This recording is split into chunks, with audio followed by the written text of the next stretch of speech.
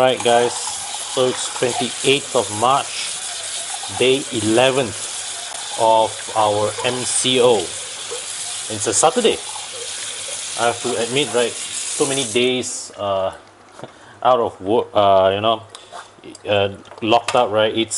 I've really lost, I think most of us have really lost track, unable to differentiate between weekend or weekday anymore because it's the same, it feels the same.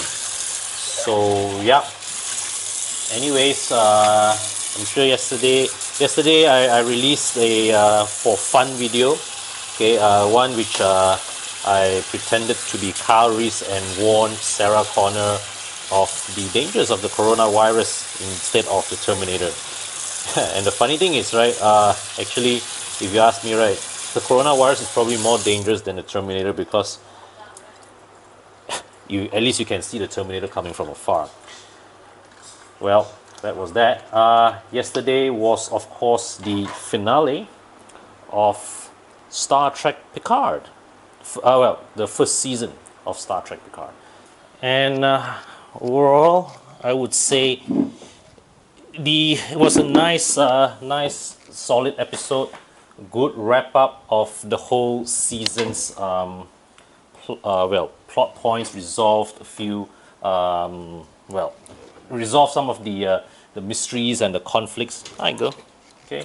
Well, one thing that I don't know, I'm not so sure about was how they handled.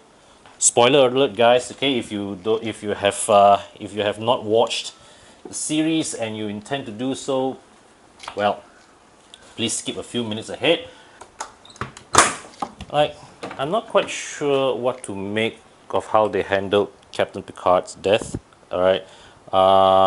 Well, certainly I was thinking if they had killed the character, if they had taken the decision to kill the character like how they did with Captain Kirk in Star Trek Generations, it sort of completes the humanity of the character. And yeah, by the way they reset that decision, well, of course we know that because they have renewed the series for season 2, right?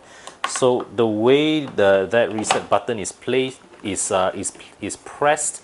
Really, I'm not so sure what to make of that. But one pleasant surprise was actually how they briefly brought Data back, all right, and only to finally sort of give his character a proper farewell. I think that was a very nice touch, and like what I said earlier, it completes the humanity of the character, because if you remember from Star Trek The Next Generation, Data has always wanted to be, more human. So this final, ending of his consciousness that's been stored in a computer, finally completes his character. Okay. And of course, for this episode, it's cool to finally see Federation starships appear for the first time in this series.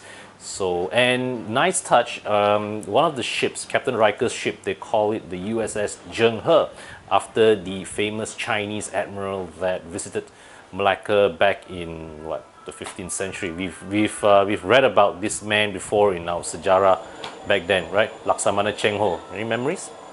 Of course, the big news from yesterday was the Prime Minister's announcement of the 250 billion ringgit stimulus package. Now, of course, when they say a 250 billion ringgit stimulus package, it doesn't mean the government is forking out 250 billion ringgit, but rather what they mean is that they are making 250 billion ringgit worth of capital flowing through the economy. And I think we need to put this, I'm no economist, but we do need to put all this whole thing into context. You see, the whole idea, the main objectives of this stimulus package is to ensure that jobs are preserved, is to ensure that the people still have spending power. So the important objective of this stimulus package is to ensure that there is capital still flowing in the system, the economy is still running. So, I mean, those of you, if you qualify to receive that money, I would say take the money, don't hoard it, right? Spend it back in the system, keep the money flowing, maybe give an extra tip to the Grab food rider, buy things from your local business. I'm trying to tell my wife it's a good idea to buy another car. The bottom line is the money is being pumped into the system. Do spend carefully, but spend the money nonetheless. Use that money, benefit the small businesses or other people around you in need. Okay. There was also somebody also mentioned that this such a large economic package should not have been pushed out without being debated in Parliament, and I disagree with that, because just imagine this scenario. We have to. You want Appa carry Juju? Okay, come. Okay. Just imagine any one of the 222 MPs. Actually, don't even need to say the 222 MPs. Any one of these 222 MPs, they are staff. Any one of them carrying the COVID-19 virus. You go into a parliamentary debate, the whole parliament is toast just because of that. So now, not a good time to call parliament into session at all. In fact, I would suggest that the top government officials should really restrict face-to-face meetings. They should be doing it like online, Skype, teleconferencing, whatever. Because as we heard from the UK, Boris Johnson just tested positive for coronavirus. I don't much like that guy, but really now is not the time to wish misfortune on other people. So speedy recovery, Mr. Johnson. And coming back home, a word on our own leadership. Okay, we all know that the circumstances that led to our my wife's pengat is the bomb, man. Is the bomb. So as we remember, right, our current prime minister didn't come to power in the most agreeable of circumstances, okay, and I think that this new government did not get into the best of starts with the MCO. I think they really bungled up the initial announcement of the MCO, particularly for the students. Yes, you want to eat, is it? You want your own one? Okay, come, Appa share some with you. Come. Okay, nice not? And particularly with all the students that were evicted from their hostels, all of them ended up rushing to take bus back home, and that that would probably have led to another wave of infections. We do not know. But I do have to give credit. I think in more recent days, they have grown into their role. Yes, I'm your Appa. They've grown into their role. They've become more confident. They've become more assured. So I think they're doing better. Okay. So now, really, for us Malaysians, right now is the time to set aside all our political differences and support the government, support all their initiatives.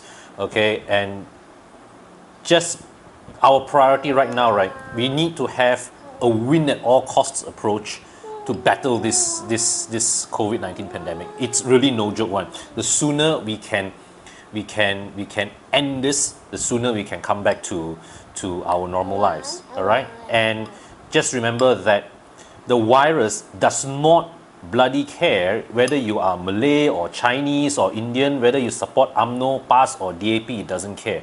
So really, we are talking about an enemy here that attacks all of humanity, all of mankind, regardless of your skin color, your political ideology, or whether you are straight or gay. Does not matter. It attacks all of us. All of us can be infected. So we really need to get our act together and and really stop the transmission.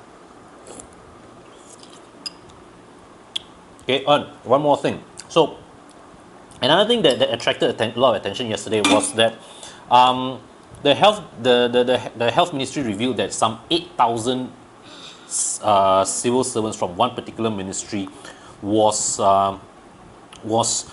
approved for travel overseas, and I wish to put a point to clarify that. You see, it's this 8,000 staff. Okay, I'm speculating here. They are not, they were not necessarily being approved to travel overseas on government funded, taxpayer funded trips.